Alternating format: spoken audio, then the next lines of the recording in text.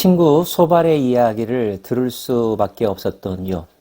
그 이야기를 듣는 욥의 마음은 위로받고 자기 편을 만난다라고 하는 편안한 생각보다는 너희들 모두가 나를 집중적으로 몰아붙이고 있구나. 다 한패구나. 이런 생각이 들은 것 같습니다. 12장에서 욥이 반응하는 모습을 보면 그런 느낌을 가질 수가 있는데요. 욥이 대답하여 이르되 너희만 참으로 백성이로구나. 너희가 죽으면 지혜도 죽겠구나. 여기 너희라는 단어는 복수형으로 사용되었습니다. 그러므로 소발에게만 하는 말이 아니라 빌닷, 엘리바스, 소발 그 모든 친구들에게 하는 말입니다. 쉽게 말하면 그래 너희들 다 잘났어. 너희들만 지혜롭구나. 너희가 죽는다면 지혜도 사라지겠네? 이런 뉘앙스입니다. 그러면서 나도 너희같이 생각이 있어 너희만 못하지 아니하니 그 같은 일을 누가 알지 못하겠느냐. 나도 알아. 나도 생각하고 있다고. 너희만 아는 거 아니니까 너무 그렇게 몰아치지 마. 누군 뭐 몰라서 이런 말 하는지 아니? 이런 말입니다. 사실 어려움을 겪는 사람에게는 이런 답답함이 있죠. 내가 몰라서 잘못되는 게 아니고 알지만 뜻대로 되지 않아서 이런 일을 겪는 건데 왜 자꾸 내 잘못을 드러내려고만 하느냐. 좀 나를 이해해 줄 수는 없느냐. 잠시라도 내 편이 되어 줄 수는 없겠느냐. 이런 심정이잖아요. 그런 표현을 하고 있는 것입니다. 하나님께 불러 아뢰어 들으심을 입은 내가 이웃에게 웃음거리가 되었으니 의롭고 온전한 자가 조롱거리가 되었구나. 평안한 자의 마음은 재앙을 멸시하나 재앙이 실족하는 자를 기다리는구나. 나도 누구 못지않게 하나님께 사랑받은 자이고 복을 많이 받은 자이고 하나님의 음성을 아는 자라고 일컫는데 그런 내가 이제 이웃에게 특별히 친구들에게 이렇게 조롱거리가 되었구나. 재앙이 실족하는 자를 기다리는구나. 잠깐 실족했더니 엄청난 재앙이 나에게 닥쳐오는구나. 이렇게 말하고 있습니다. 강도의 장막은 형통하고 하나님을 진노하게 하는 자는 평안하니 하나님이 그의 손에 후히 주심이니라. 강도의 장막이 형통하면 될까요? 그럴 수는 없죠. 그것은 정의에 어긋나는 일이라는 것이 보통 사람들의 생각입니다. 그런데 그런 경우들이 있다는 거죠. 하나님의 마음을 아프게 하는 자는 당연히 벌을 받아야 하는데요. 그런데 하나님의 마음을 아프게 한 자가 만약에 평안하다면 그것도 우리가 알고 있는 상식이나 정의 개념과는 맞지 않죠. 그런데 세상사를 보면 그런 일이 실제로 발생한다는 것입니다.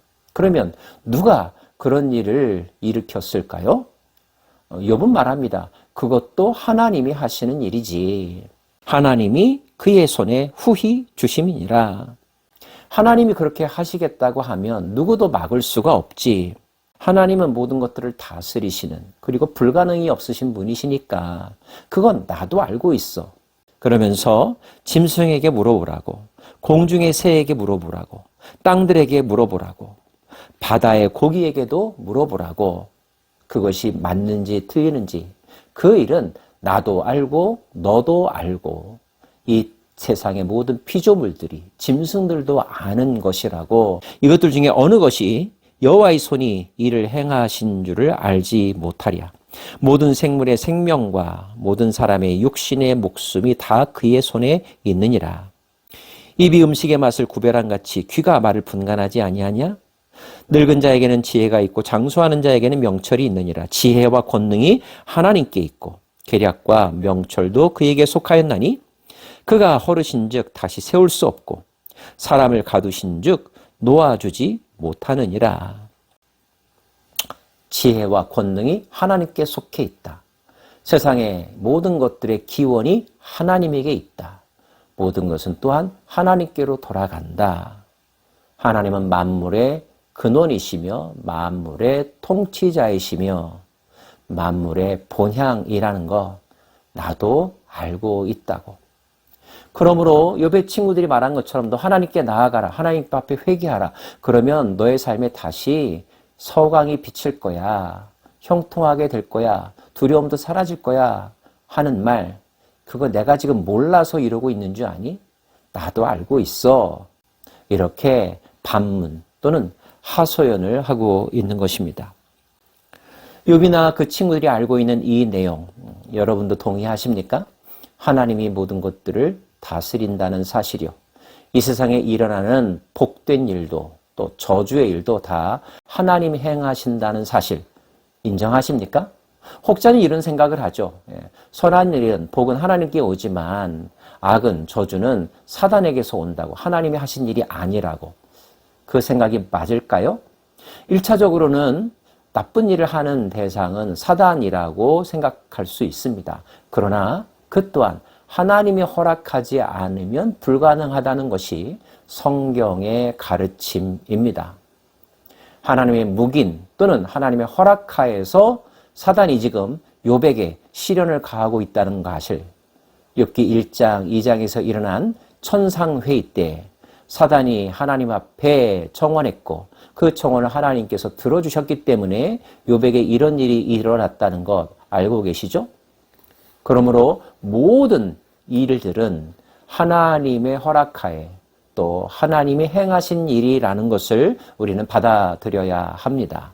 계속해서 그는 말합니다. 그가 허르신즉 다시 세울 수 없고 사람을 가두신즉 놓아주지 못하리라. 그가 물을 막으신즉 곧 마르고 물을 보내신즉 곧 땅을 뒤집나니 능력과 지혜가 그에게 있고 속은 자와 속이는 자가 다 그에게 속하였으므로 모사를 벌거벗겨 끌어가시며 재판장을 어리석은 자가 되게 하시며 왕들이 맨 것을 풀어 그들의 허리를 동이시며 제사장들을 벌거벗겨 끌어가시고 권력 있는 자를 넘어뜨리시며 충성된 사람들의 말을 물리치시며. 이어지는 내용을 보면 욥이 주변에서 일어난 모든 일들, 비단 자연현상뿐만 아니라 인간의 생로병사, 또 사람들 사이에 일어나는 여러 가지 복잡 다양한 관계와 사건들, 이 모든 것들을 하나님은 알고 계시고 간섭하시고 그분의 통제권 아래 두신다고 하는 것을 설명, 강조, 확인하고 있습니다. 어두운 가운데서 은밀한 것을 드러내시며 죽음의 그늘을 광명한 대로 나오게 하시며 민족들을 커지게도 하시고 다시 멸하기도 하시며 민족들을 널리 퍼지게도 하시고 다시 끌어가게도 하시며 만민의 우두머리들의 총명을 빼앗으시고 그들을 길없는 거친들에서 방황하게 하시며 빛 없이 캄캄한 데를 더듬게 하시며 취한 사람같이 비틀거리게 하시느니라. 누가요? 하나님이 그렇게 하신다는 것 나는 알고 있다. 이 세상의 모든 피조물들이 알고 있다. 너희들도 알고 있다는 것 나도 안다 라고 말합니다. 그러면 이런 것들을 알고 있었던 욥이 자신이 겪는 이 상황 속에서 하나님에게 했던 반응은 무엇입니까? 하나님에게 질문했죠. 왜 나에게 이런 일이 일어납니까? 라고요. 그리고 하나님이 그 모든 것들을 행하셨다는 것을 자신의 입으로 말하면서 하나님이 죽이시겠다면 저 죽고 말겠습니다. 가능하면 이 고통이 너무 오래가지 않도록 나를 빨리 데려가 주십시오. 이렇게 말했던 것입니다. 그에게 있어서 대화의 대상은 하나님이었기 때문이죠. 친구들도 그 하나님과 대화해야 된다는 것은 알고 있었습니다. 다만 친구들은 욥에게 이렇게 말하죠. 너 빨리 하나님 앞에 돌아가서 회개해. 너의 잘못을 인정해 라고 말입니다. 친구들과 욥 사이에 차이점이 있다면 욥은 탄식도 질문도 한탄도 하나님에게 쏟아 부은 것입니다. 그는 그 어디에도 하나님의 주권이 작동하고 있음을, 그 주권을 벗어날 수 있는 자는 없다는 사실을 알고 있었기 때문이죠.